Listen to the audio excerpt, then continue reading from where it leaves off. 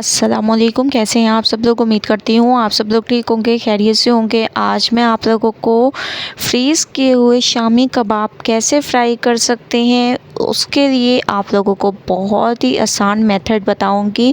आप लोग 1 महीने के लिए भी फ्रीज़ कर देंगे तो आप लोगों के शामी कबाब बिल्कुल नहीं टूटेंगे। आप लोग देख रहे होंगे मैंने फ्रीज़ किए हुए शामी कबाबों को निकाला है।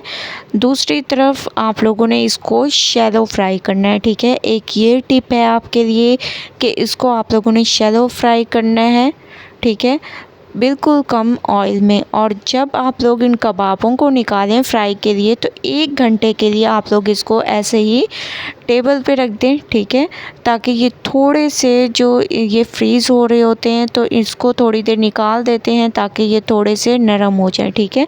तो आप लोगों ने तकरीबन 1 घंटे के लिए इसको निकाल कर रख देना है और बिल्कुल हल्के हाथों से इसकी साइड को चेंज करते जाना है। और देखें कितना माशाल्लाह खूबसूरत कलर आ चुका है।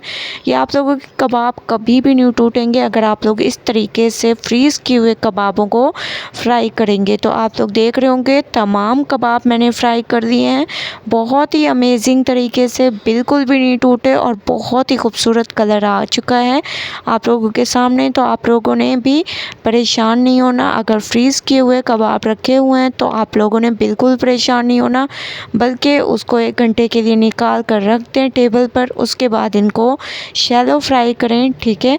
आप लोगों के कबाब बिल्कुल नहीं टूटेंगे और अंडे के बगैर फ्राई होंगे। तो एक बार मेरी इन टिप को ज़रूर ट्राई कीजिएगा, मुझे अपना फ़ीडबैक ज़रूर दीजिएगा। अगर आप लोगों को मेरी ये टिप पसंद आए तो लाइक करें, ज़्यादा से ज़्यादा शेयर करें।